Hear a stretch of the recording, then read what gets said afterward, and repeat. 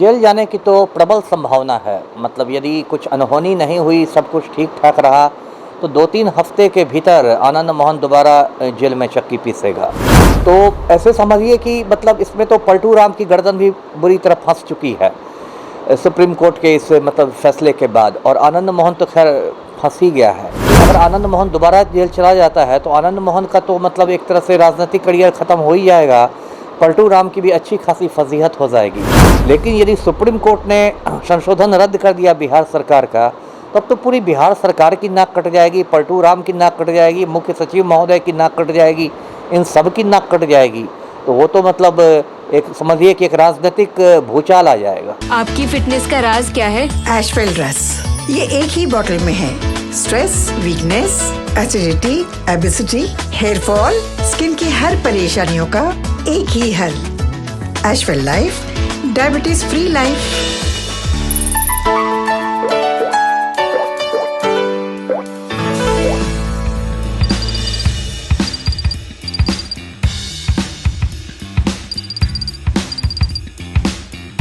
नमस्कार, आप देख रहे हैं NBC 24 और मैं हूं आपके साथ मानसी। बाहुबली आनंद मोहन की मुश्किलें फिर बढ़ती हुई नजर आ रही है। आपको बता दें कि उनके विरोध में काफ़ी लोग उतर चुके थे, जिसको नीतीश कुमार ने आनंद मोहन को नियम बदलकर जेल से बाहर निकाला था, उनको उनकी रिहाई का फैसला लिया था, जिसको लेकर कई ज़्यादा बिहार की राजनीति गलियारे में विरोध होने लगे थे। अब ये मामला सुप्रीम कोर्ट तक पहुँच गया है। 8 मई को सुनवाई होनी है। ऐसे में क्या आनंद मोहन फिर से जेल जा सकते हैं? इसके लिए बात करने के लिए मौजूद है मेरे साथ पूर्व IPS अमिताभ दास सर। सुप्रीम कोर्ट में आनंद मोहन की सुनवाई होनी है 8 मई को, जैसा कि आपने बताया, क्या वो फिर से जेल जा सकते हैं क्या? नहीं, जेल जाने की तो प्रबल संभावना है। मतलब यदि कुछ अनहोनी नहीं हुई, सब कुछ ठीक-ठाक रहा, तो 2-3 हफ्ते के भीतर आनंद मोहन दोबारा जेल में चक्की पीसेगा। तो वो मैं दर्शकों को बताऊं कि नीतीश कुमार ने आनंद मोहन को तो जेल से बाहर निकाल दिया, लेकिन जो शहीद कृष्णैया थे, उनकी पत्नी श्रीमती उमा कृष्णैया जो हैं, हैदराबाद में रहती हैं, उन्होंने आनंद मोहन की रिहाई को सुप्रीम कोर्ट में, सर्वोच्च न्यायालय में चुनौती दे दी है। अब सुप्रीम कोर्ट ने ही आनंद मोहन को उम्र कैद की सज़ा भी सुनाई थी, और चुनौती भी उसी कोर्ट में दी गई है कि सज़ा खत्म होने के पहले छोड़ दिया गया, और सिर्फ छोड़ा नहीं गया, उसको छोड़ने के लिए कायदे कानून बदल दिए गए।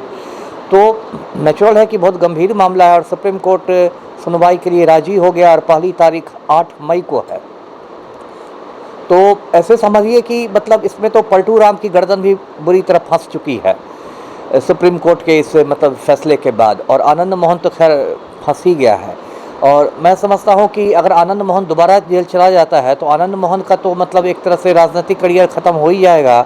पलटू राम की भी अच्छी खासी फजीहत हो जाएगी, क्योंकि अगर आपने कोई संशोधन किया किसी को छोड़ने के लिए और सुप्रीम कोर्ट उस संशोधन को रद्द कर देता है, तो पूरे राष्ट्रीय स्तर पर एक से तो पलटू राम की फजीहत हो ही गई है। राष्ट्रीय स्तर पर जो ये अपनी छवि बना के रखते थे कि मैं सुशासन बाबू हूँ, मेरी अंतरात्मा जग जाती है, हम ना किसी को फंसाते हैं, हम ना किसी को बचाते हैं, कानून अपना काम करेगा, ये एकदम सन्यासियों की तरह जो बोलते थे, तो वो तो इनकी कलई उतर गई कि आप राजपूत वोट बैंक में सेंधमारी के लिए खूनी को छोड़ रहे हैं।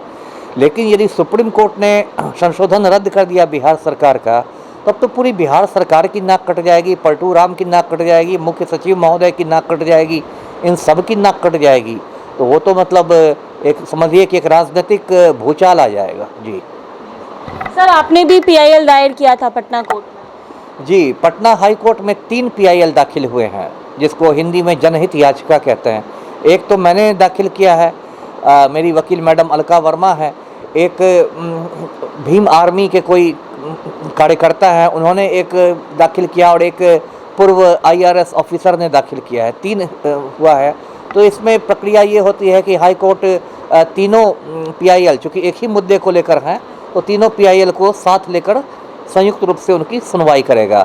तो मैं अपने वकील से लगातार संपर्क में हूँ, अभी तारीख नहीं मिली है, तो वो तो कोर्ट की प्रक्रिया होती है। जब लिस्ट पर वो केस आ जाएगा तो मैं दर्शकों को बताऊंगा। और ये भी हो सकता है कि यहाँ लिस्ट पर आने के पहले वहाँ से सुप्रीम कोर्ट से ही फैसला आ जाए, तो फिर जो हाई कोर्ट का जो केस होगा वो फिर अप्रासंगिक हो जाएगा, क्योंकि हाई कोर्ट से ऊपर के ही कोर्ट से फैसला आ जाएगा। जी सर, आपने जी कृष्णैया की पत्नी से भी कांटेक्ट किया था, क्या बात हुई थी सर आपकी उनसे? देखिए, मेरी सीधी बात नहीं हुई है, लेकिन मैंने अपने एक दूत को पटना से हैदराबाद भेजा था और दूत के माध्यम से बातचीत हो रही थी। और देखिए, मैडम उमा कृष्णैया जो है वो थोड़ा मतलब टूट गई हैं, उन पर इतना बड़ा उनके साथ हादसा हुआ तो कोई भी टूट जाएगा।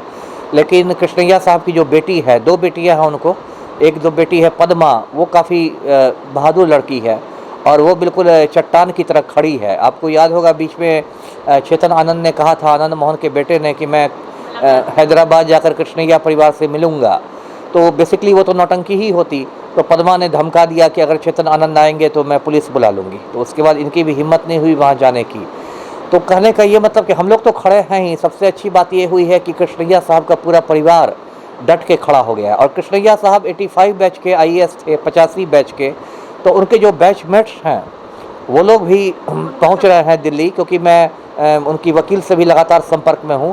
तो वो भी पहुंच रहे हैं दिल्ली और एक बहुत बड़ी रणनीति पर काम चल रहा है आनंद मोहन को घेरने के लिए। जी सर, तो आप बिहार सरकार का ये जो फैसला, नियम बदल दिया उन्होंने एक आनंद मोहन को निकालने की, ये सरासर गलत है, आप इसको मानते हैं?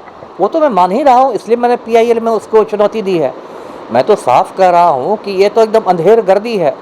जो बचपन में हम लोग नाटक पढ़ते थे, अंधेर नगरी चौपट राज, आज उसी नाटक का हम लोग मंचन देख रहे हैं बिहार में। पूरा बिहार अंधेर नगरी बन गया है, पलटू राम चौपट राजा बन गया है।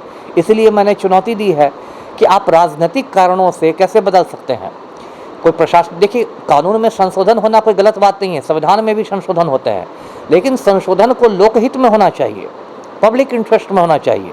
आप एक खूनी, एक कातिल की मदद के लिए यदि संशोधन कर देते हैं तो वो तो सरासर गलत है ना। और इस संशोधन के बाद पूरे बिहार में सरकारी सेवकों का मनोबल टूटा है, क्योंकि अब तो एक मैसेज चला गया है सरकार की ओर से कि किसी सरकारी सेवक की हत्या हो जाती है तो बिहार सरकार हत्यारे के साथ खड़ा रहेगी।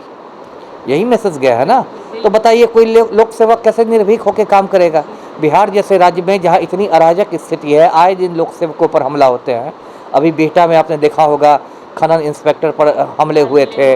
अभी पुलिस प्रशासन पर लगातार हो पुलिस प्रशासन पर शराब माफिया वाले हमला करते हैं, बालू माफिया वाले हमला करते हैं। अभी पारू मुजफ्फरपुर में CO के साथ मारपीट हुई। मतलब ये रोज़ाना की खबर है बिहार में।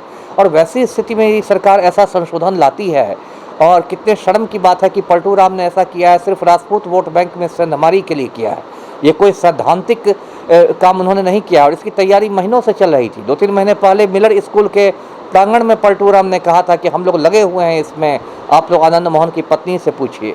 तो मैं समझता हूँ ये बहुत ही सिद्धांत विहीन राजनीति हो रही है बिहार में।